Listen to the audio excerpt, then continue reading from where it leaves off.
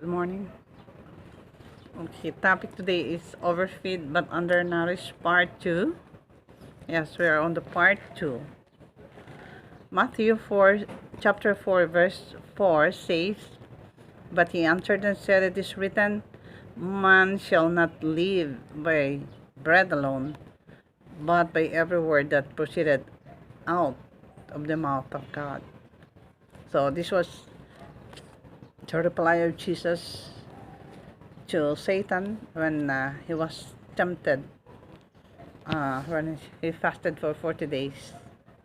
So spiritually speaking, we too are living in the midst of plenty but are dying of starvation. Bibles, spirit or prophecy books, writings, books, magazines, religious subjects are often other reading materials, including tapes, are easily accessible to everyone nowadays. Our Adventist book centers are bursting with spiritual materials, but are you still subsisting on junk foods, novels, pulp magazines, and other literary garbage that do not nourish or do not contribute to your mental as well as for spiritual growth and development? The irony is that all one can live in the midst of plenty, yet can die in starvation. It is possible to work in a library for a whole lifetime, issuing cards, lending books to borrowers, accessing new acquisition without reading a single page.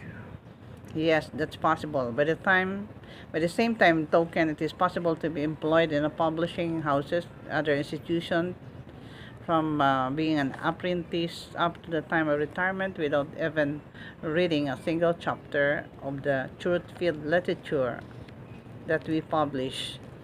Thus, we can die of spiritual hunger, such places as possible to die of thirst while floating in the vast Pacific Ocean.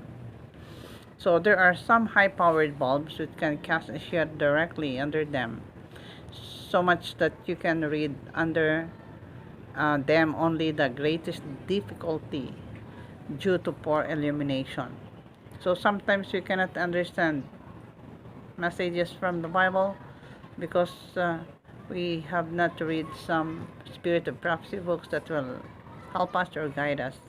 It must be the height of irony to work for institutions and conferences and still grope in Egyptian darkness while doing so. Um, the author says she knows of a young man who attended our Adventist college, okay, AUP, for 4 years, completed a degree and left the SDA school without the slightest trace of Adventism in him. I asked my, he asked himself of the chapel program, the weekend services, the whisper, the Sabbath, the hour of worship, the young people's meeting, and other assemblies of God's people, and especially the Spirit-led weeks of prayer. Could this be a case of famine in the midst of plenty? Yes, it can be possible.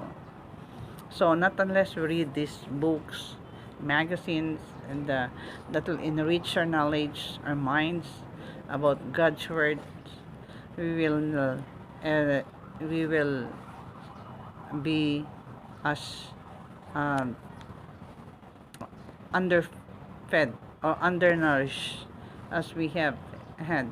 Not unless we try to empower ourselves with these writings that comes from um, the people who are blessed by God with the enlightening illumination. We may be groping in darkness on the explanation of these things. So overfeed but undernourished. So I hope that we care enough to read the books that we have in our ABC Center, in our publishing, that we really have uh, knowledge that comes from above.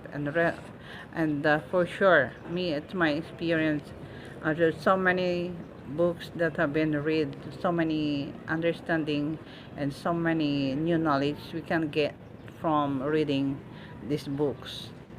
Aside from the Bible, of course, the Bible we have to read that every day, but we need these illuminating books around us that can help us and empower us, that more information and more knowledge that are coming from the Lord. So thank you, and God bless us today.